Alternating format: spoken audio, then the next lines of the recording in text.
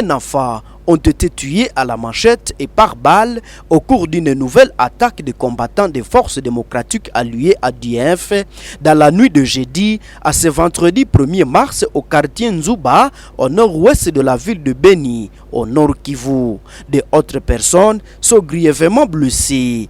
Selon la société civile locale, l'ingursion des rebelles a débuté à 21h locale, les assaillants ont ciblé des civils qui se trouvaient pour certains dans leurs parcelles. L'armée confirme cette attaque et évoque pour sa part un bilan de 4 morts et 2 blessés. Les porte-paroles militaires à Beni ajoutent que les assaillants sont poursuivis vers la rivière Nzuma et dans la forêt de Mayankose, a-t-il ajouté le capitaine Anthony Mwaulushai, porte-parole militaire à Beni. Entre-temps, une vive tension s'observe depuis ce matin dans la localité voisine de Mavivi à la suite de cette attaque. Des jeunes ont barricadé la route nationale numéro 4 pour manifester leur colère face à cette énième tuerie. L'armée échange et le jeune échange de jets de pierres contre des tirs à gaz lacrymogène pour dégager la route.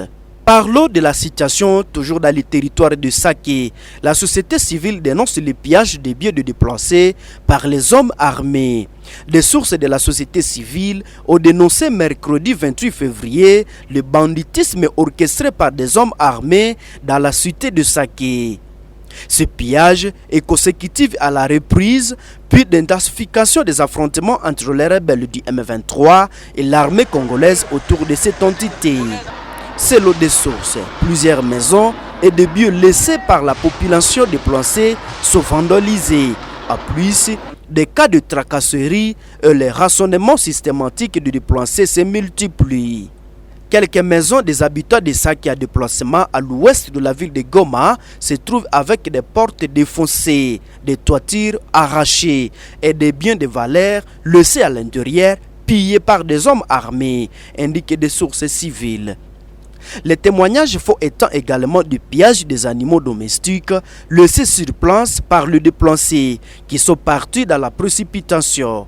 A plus, cette insécurité, certains habitants à déplacement qui tentent de retourner dans la cité pour récupérer les récoltes laissées à stock dans leur maison seraient aussi tracassés et parfois rançonnés par les mêmes hommes armés. Les porte-paroles de l'armée n'étaient pas disponibles toute la matinée de ce jeudi pour apporter des précisions. Dans une interview accordée à Radio Okapi mercredi, le lieutenant-colonel Guillaume Ndjike avait indiqué que l'armée était au courant de tout ce qui se passe sur les terrains. Les enquêtes de services habilités accourent des vraies données de précision sur les véritables auteurs de ces pratiques qui portent préjudice aux populations civiles déjà fragilisées par les effets collatéraux des combats. Les chefs d'État généraux des pays contributeurs des troupes de la force de la SADC déployées en RDC viennent d'arriver à Goma, en appui aux forces armées de la République démocratique du Congo dans la traque du M23 sont arrivés jeudi à Goma pour une rencontre de commandement de haut niveau. Les commandants tanzaniens, le général d'armée Jacob Mukunda et le malawite, le général-major Kashisha, ont été les premiers à arriver peu avant le général d'armée Christian Chiwewe de la RDC et le sud-africain Mapacha Bia Sizani, général d'armée Naturis. Le général Fals burundais, pays avec lequel la RDC est en collaboration militaire bilatérale, est aussi arrivé dans la capitale du Nord Kivu. Tous ces chefs d'état généraux qui ont été reçus par le commandant des forces terrestres congolais, le lieutenant-général Falsi Kabwe, le commandant de la SAM RDC et le gouverneur militaire Peter Chirimwami vont se réunir pour planifier les stratégies militaires pour aider à ramener la paix dans l'est de la RDC et permettre le retour des déplacés internes dans leur milieu naturel. Alors que les chefs d'armée séjournent à Goma, deux véhicules autoblindés de la SAMU RDC qui faisaient la patrouille à Saké ont essuyé des obus de tir depuis les collines contrôlées par les rebelles du M23 aux alentours de la cité de Saké. Aucun dégât considérable n'a été signalé selon les informations sur place.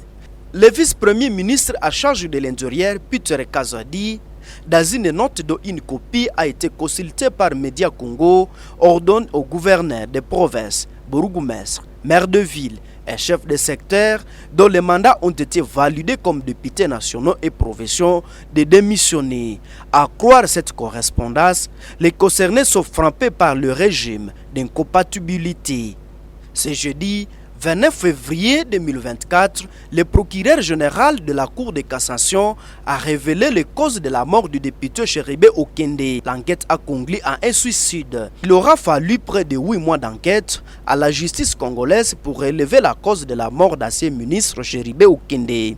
Selon le procureur général près de la Cour de cassation, Fermé Mvonde, à conférence de presse ce jeudi, le député du parti Ensemble pour la République de Moïse Katumbi se serait suicidé.